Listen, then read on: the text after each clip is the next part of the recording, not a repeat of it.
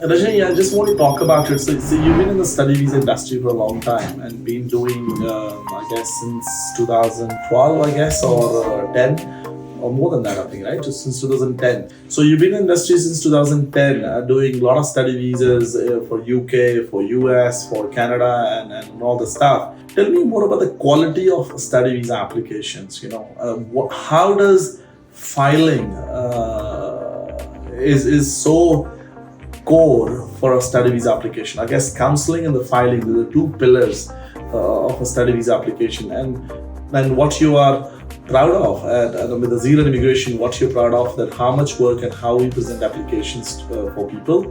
I understand, we haven't been really focusing on study visas the last 10 years or so. The last 1 year or so, we've been focusing on study visas. But what do you think, what is the fundamental issues in study visas, and where we help people, and what is our USPs, why we are good at study visa applications?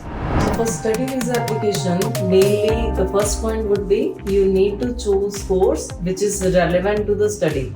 If you are offshore, if you are onshore, we can sort it out something if it's irrelevant to your background or your professional background or academic background. If you are offshore, then you need to choose the course relevant to your professional academic background both. You can't just see your academic and then just choose the course, or you can't see your professional background and then choose the course. You have to see the both prospects. अब जैसे कई बार +2 पास है, art student है, वो बोलते हैं कि हमें हेल्थ केयर दे दो. वही आपने मेडिकल में पढ़ाई नहीं की, how can you get visa in health care course? College तो ऑफर लेटर दे ही देंगे, but immigration will think about कि he doesn't have any medical, they will decline on a bona fide clause. तो उसमें डिक्लाइन हो जाएगा. अब हमारे पास ऐसी कई क्वेरीज आती हैं जहाँ पे उनको बैचलर +2 आर्ट्स थे या +2 नॉन मेडिकल या +2 बिजनेस थे, उनको बिजनेस का कोर्स दे दिया विदाउट थिंकिंग कि कौन सा कोर्स देना चाहिए. इवन अच्छे जो एजुकेशनल कंसल्टेंट्स हैं, क्योंकि पास्ट में वीजे मिल जाते थे, but now from last 1 to 2 years immigration New Zealand is checking कि अगर ये बच्चा हमारी कंट्री में आ रहा है, what value they will gonna add. कि अगर पहले उनकी स्टडी जो है आगे वो उसको बूस्ट करेंगे या उनको शुरू से ही पढ़ाना पड़ेगा, क्योंकि ये जो कोर्स फेलियर और क्लासेस अटेंड नहीं करना, कोर्स नहीं पास करना, ये सारी चीज़ें काफ़ी ज़्यादा हो रही थी.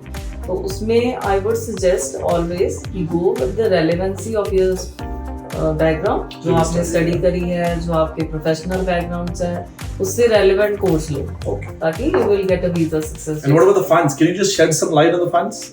Yes, in terms of funds, we require 3 months old fund, but we always prefer to have a 6 months old fund. उसमें क्या होता है कि हमारा जो source of funds है वो सारा कवर हो जाता है, प्लस इमिग्रेशन को भी जेन्युइननेस लगती है कि ठीक है, अगर किसी ने 6 years old फंड रखे हुए हैं, that means the student is genuine, they really want to go and 6 months old fund. हाँ जी, but the requirement is 3 months old fund. Okay. Plus we do require the source of the funds, कि funds आए कहाँ से. अब कई बार parents बोलते हैं कि अब मैम ये तो हमने बरसों से जोड़ा है, सेविंग करा है, वही है हमारे पैसे. तो yes, we can prove to immigration कि ये आपकी इनकम है through out so many years, तो आपकी वो सेविंग है. बट अगर आपके एकदम से आए हैं कहीं से पैसे, like you have deposited 15 lakh, 20 lakh, 30 lakh in one go, then you need to prove कि कहाँ से आए. Understood.